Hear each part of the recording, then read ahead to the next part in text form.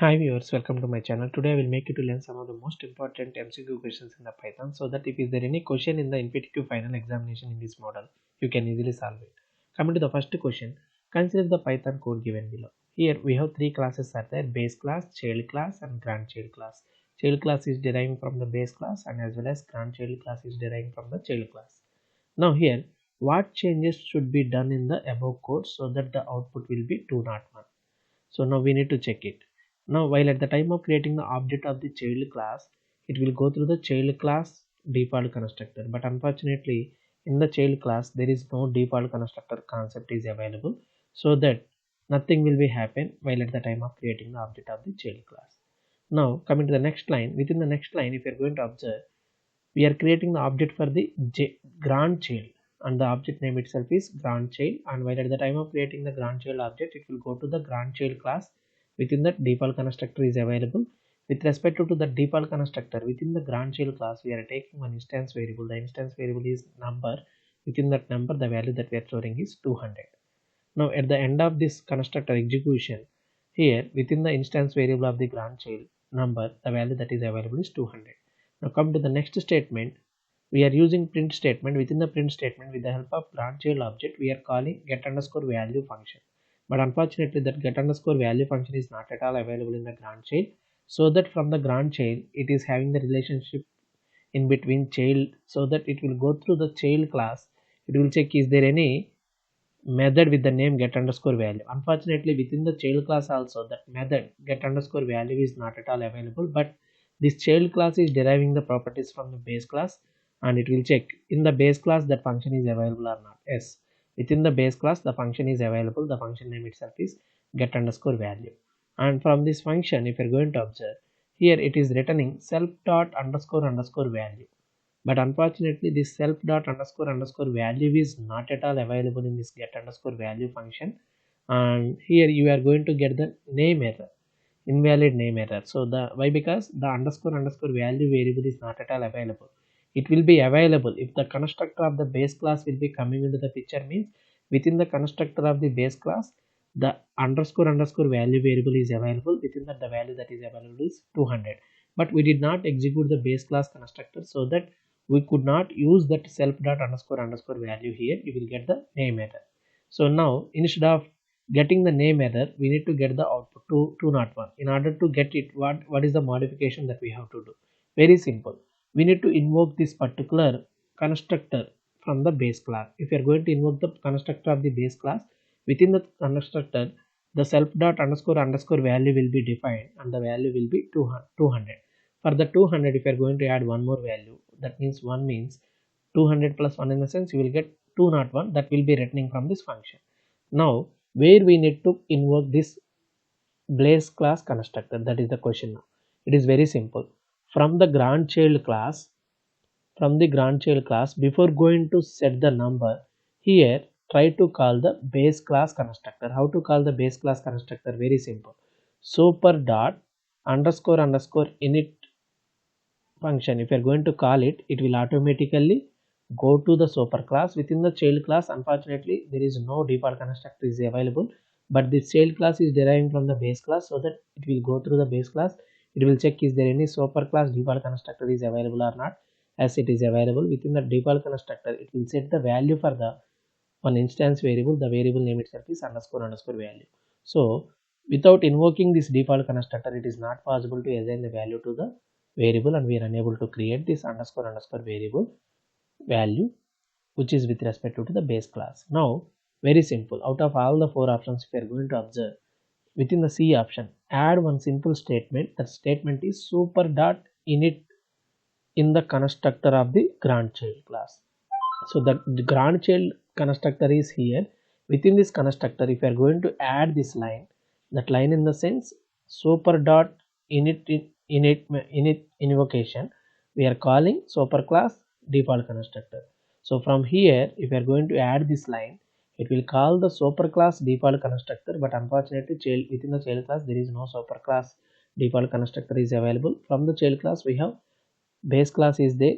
From the base class it is deriving all the properties, so that it will go through the base class. Within the base class we have the default constructor is there. Within the default constructor we are going to create one instance variable. The instance variable itself is underscore underscore value. Within that, the value that is available is 200. So after the execution of that base class constructor, now we are trying to invoke grandchild dot get underscore value method. It will go through the grandchild. It will go through the get underscore value method. From this method, now it will print self dot underscore underscore value means you will get 200. 200 plus 1 in the sense you will get 201. That will be returning from this get underscore value, and that will be printed here. So in order to get 201 as the output, add one simple statement in the constructor of the child class, the grandchild class. That simple statement is super class default constructor call. Very simple. That's all. Out of all the 4 options, the right option is C option. Coming to the next question, consider the Python code given below. Here we have 2 classes are there, class A and class B. Class B is derived from the class A. That means class A is acting as like as a parent class. Class B is acting as like as a child class. Now coming to the execution point. Now here we are creating the object of class B. That means it will invoke the class B parameterized constructor. So within the class B we have parameterized constructor is there. Within the parameterized constructor, 50 will be available in the formal argument. Within this formal argument, variable underscore 2 will get 50. And this var underscore 2 value, we are trying to store it in one instance variable of the class B. The instance variable itself is underscore underscore var underscore 2. Here within this var 2 you will get 50. Now after completion of the execution of this constructor, here within this line 1 we have to add some line. Why? Because what changes should be done in the above code so that the output we are going to get here is 150. Within this line 1 we have to add some line so that you will get 150. That we have to identify. Now till now, after execution of this constructor, the output that we are getting in this var underscore 2 variable is 50. Now let me try to print the statement. So within this print we are using, with the help of same class B object, we are invoking one method. The method name itself is method underscore 2. Try to check whether the method underscore 2 is available in the class B or not. Yes, it is available. Now it will go here. Within this method underscore 2, we are taking one variable. The variable name itself is final underscore var. Within this variable, self dot var underscore 2 in the sense, from this instance variable of the class B, the value that we are going to get here is 50. 50 plus self dot method underscore 1. From this particular class we are calling, with the help of current class object class B, we are calling method underscore 1. But unfortunately that method underscore 1 is not at available in the class B. So that the class B is having the relationship with class A. It will go to the class A and it will check whether the method underscore 1 is available or not. Yes, within this class A we have method underscore 1 is available, and it is a parent class for class B, so that we can access this method underscore from the parent class, method underscore 1 from the parent class. Now the control flow will be entered into the method underscore 1, and within this method underscore 1, here the return value that we are returning from this method underscore 1 method is self dot var underscore 1. But unfortunately, without defining it, without having the argument in this particular method underscore 1, we should not return this var underscore 1. So this var underscore 1 is one of the instance variable of the class A, and it will be available if you are going to execute the constructor of default constructor of class A. If you are going to execute the default constructor of class A, then only you will create this variable, and within that variable the value that is available is 100. But without invocation of this default constructor of the class A, it is not possible to define the variable var underscore 1. So that here we are going to get the name error. We should not directly return this var underscore 1 here. Now what is the line that we have to add in this line 1 so that you will get the output 150. Now in order to get the 150 as a output, very simple. Within the line 1, try to call the parent class default constructor. How to call the parent class default constructor? Very simple. If you are going to observe the first line, first option, within the first option, super dot init method invocation. That means before going to setting the value for var underscore 2, we are calling the super class constructor, default constructor. Yes, we have the super class is there with respect to the class B, and it will go through the super class. Within the super class, now it will define one variable. The variable is instance variable with respect to the class A, and the instance variable is var underscore 1, and that it is a private variable. Within that you will get the 100. After completion of the execution of the superclass constructor, within the var underscore 1 we will have 100. And now whenever we are going to call this method self dot method underscore 1, it will go through the self dot method underscore 1, and within that from this method you can return self dot var underscore 1. Why? Because within self dot var underscore 1 already the value that is available is 100. That will be returning from this method underscore 1, and finally here you will get 100. Now 50 plus 100, in the sense you will get 150, that will be available in the final underscore var, and we can return that final underscore val, and that return value will be printing in this print statement, so that the final output that we are going to get is 150. Very simple. Within the child class default parameterizer constructor, try to add the first line. That line is called the superclass default constructor. That's all. If you are going to call the default constructor of the superclass, within that it will create one variable. The variable name itself is var underscore 1, and it will be assigned some value to that variable, so that that value we can use it in the method underscore 1 function. Without calling this default constructor of class A, it is not possible to use the var underscore 1 variable. Here you will get name error. That's all. With this question, out of all the 4 options, the right option is first option. Now coming to the next question, what will be the output of the Python code given below? Here we have two classes are there. Exception 1 is a user defined class which is deriving from the main exception class. Within that nothing is available, that's why we are using pass statement. And we have one more class is there, the class name is test class. Within this test class we have one class level static variable is, that is nothing but counter variable. Initially the value that is available is 1. Within the counter variable the value that is available is 1. And we have one static method is there. Without invoking the static method, it will not at all coming into the picture. Now let me try to invoke the class. Now in order to execute this class, if you are going to observe, we are providing try and finally block mechanism here. So within this try block, if you are going to observe, we are trying to create the object of the test class, and with the help of that object we are calling the method perform underscore test. So the perform underscore test is the method which is available in the test class, and within this particular perform underscore test method, the first argument is available in the format of list. That list name itself is temp underscore list. Within this temp underscore list, the values that we are passing here are 2, 4, 7, 5, 1. So these are the values which are available in the temp underscore list. As well as we are passing second argument, the argument is 3, that will be available in the var1.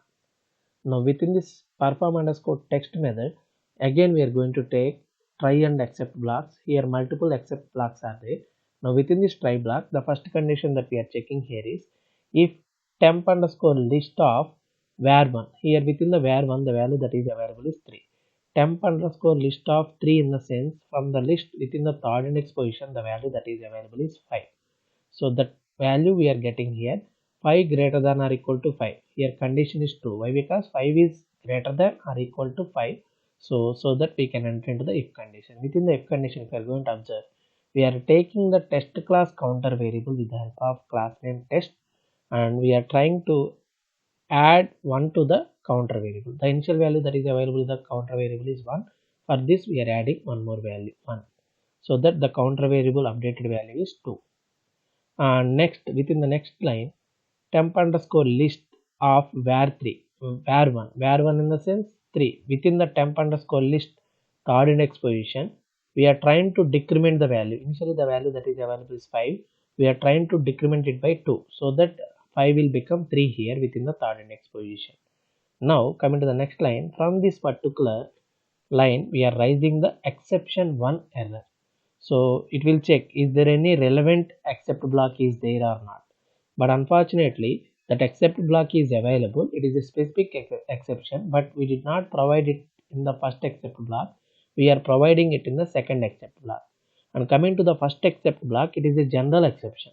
So that even though we are raising exception 1 related exception, it will be handled by the general exception. Why? Because here exception 1 will be invisible.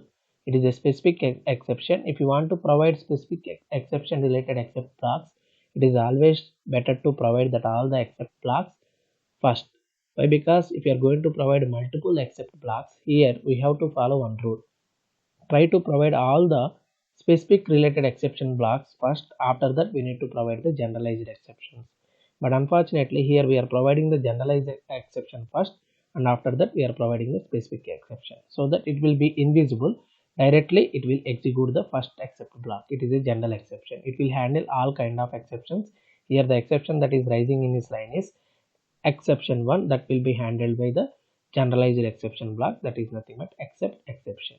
Within this generalized exception block, if you are going to observe, the code that is available is from the test.counter. Actually initially the test.counter value that is available is 1, which was incremented by one more value, that is nothing but 2. Now the updated counter variable is 2, and we are trying to perform test.counter equal to test.counter minus 5. That means 2 minus 5, the value that will become is minus 3. That means within the counter variable the value that is available is minus 3. And after execution of this except block, try to come to the next statement in the perform underscore test method. The next statement that is available is print statement. Within the print statement, if you are going to execute, so the data with respect to the temp underscore list of var1 value is 3, temp underscore list of third index position. Within the third index position, the updated value that is available is 3. That will be printed first. We need to check in which option we have data colon 3 is available. In the first, second as well as third option, we have data colon 3 is available. Within the third option, it is not available, so that we can eliminate it. Now the first output that we are going to get here is data colon 3, that is available in the 3 options. Now after completion of the execution of this entire function perform underscore test, the control flow navigation will be coming to the end of this slide. And with respect to the try block, we are providing the finally block also. Finally block main purpose is, even though the exception is rising or not rising, the finally block will be definitely, whatever the content that we are providing the finally block, that will be executed. So irrespective of the exception that is rising in the try block, finally block will be definitely executable. So try to enter into the finally block. Within the finally block, counter colon test.counter, the updated value that is available in the counter is minus 3, that will be printed here, counter colon minus 3. So if you are going to observe, out of all the 4 options, within the first option the data will be 3 and the counter value will be minus 3. First option is the right option among all the 4 options with respect to the given question. That's all. Now coming to the last question, consider the Python code given below. Within this Python code, we have class AA, class BB, class CC, class DD. Totally 1, 2, 3, 4. 4 classes are there, and class CC is deriving from class AA. That means there is a relationship between class CC and class AA, as well as class DD is deriving from class BB, so that the relationship is existing in between class BB and class DD. Here class AA is acting as a parent class, class CC is acting as a child class, and class DD is acting as a child class, and class BB is acting as a parent class. Now we have to match the following print statements with corresponding outputs.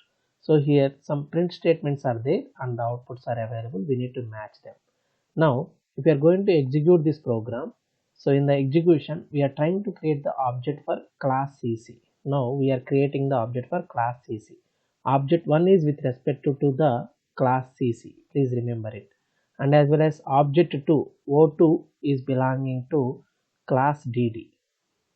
Now if you are going to study the first print statement, try to read the first print statement.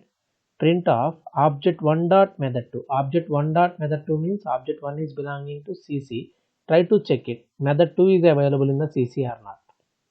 But unfortunately method 2 is not at all available in the CC class, but CC class is deriving from class AA, so that we can access the parent class properties. Try to check that method 2 is available in the parent class or not. Yes, method 2 is available. From this method 2, the return value that we are getting here is 20. That will be available in this particular method call. Object 1 dot method 2, in the sense you will get 20 here. 20 plus object 2 dot method 4. Object 2 is belonging to DD class. Try to check with respect to the object 2. That means within the DD class method 4 is available or not. Unfortunately within the class DD method 4 is not available, but class DD is deriving from class BB. We can check it in the class BB. Within the class BB method 4 is available. From this method the value that we are returning is 70. Here you will get 70. 20 plus 70, in the sense the output that we are going to get here is 90. That means first print statement is matching with the C option. So that means 1 is belonging to C option. Try to check in which option we have 1 belonging to C. So within the first and fourth option we have 1 belonging to C. Remaining 2 options we can eliminate. Now try to evaluate the next print statement. So within the next print statement, object 1 dot method 1. Object 1 is belonging to CC class. Within the CC class, method 1 is available or not. Try to check it. So within the CC class, method 1 is available. From this method, the value that we are returning here is 30.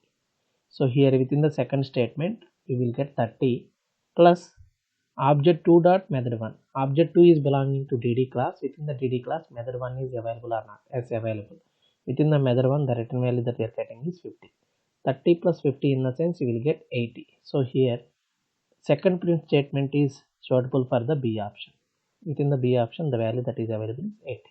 Try to check in which option we have 2 is belonging to B. Within the first option, we have 2 is belonging to B, and within the last option, 2 is belonging to it is wrong option. Out of all the 4 options, the right option is first option. So with this, we can conclude that first option is the right option among all the 4 options. But even though we need to check the last option also.